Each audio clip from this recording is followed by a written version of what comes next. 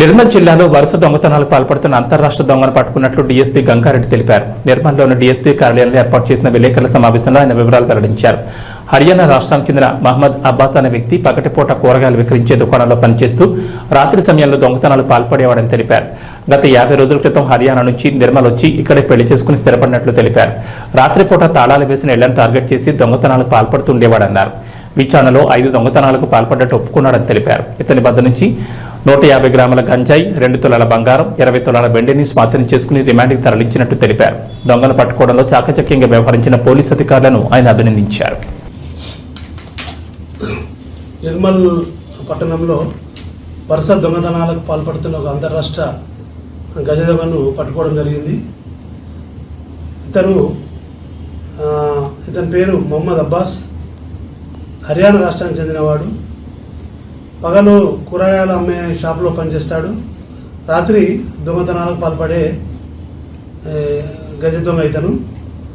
హర్యానా రాష్ట్రంలో నుంచి మన నిర్మల్కు ఒక 15 years బ్యాక్ వచ్చి ఇక్కడ సెటిల్ అవుతాడు.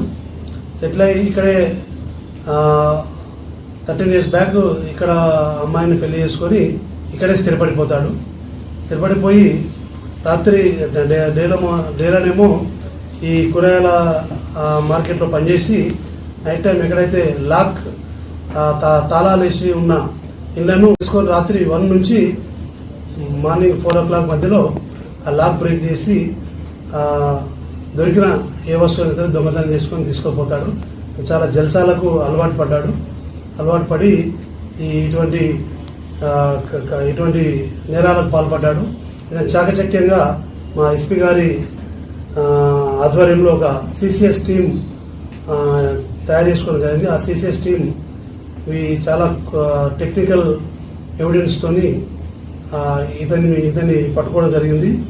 ఈ టీం ఇంకా మిగతా చాలా కేసులు కూడా ఛేదించింది. అదేవిధంగా ఇతను మన డబుల్ బెడ్రూమ్ ఇళ్లలో ఇతనికి ఒక డబుల్ బెడ్రూమ్ ఇల్లు కూడా ఉంది. ఇతనికి 5 పిల్లలు. జల్సాలకు అలవాటు పడే ఇతను చేయడం జరిగింది.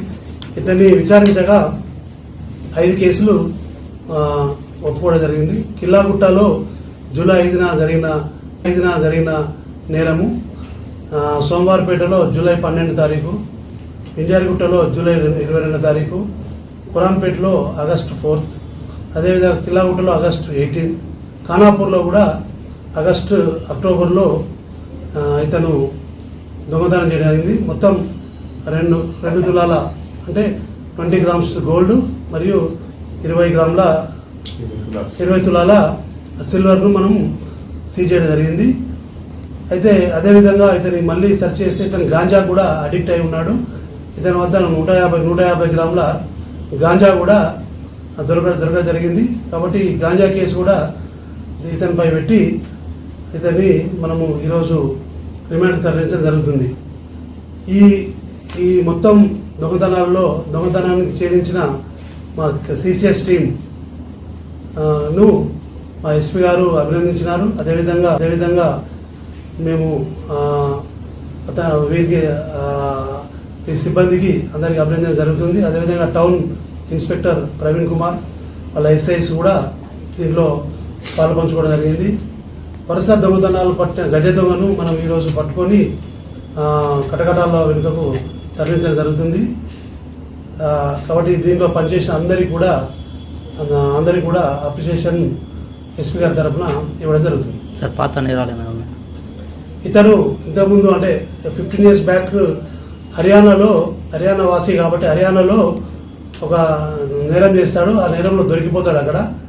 దొరికి అక్కడ ఇతని క్రిమినల్ డేటా ఉంది.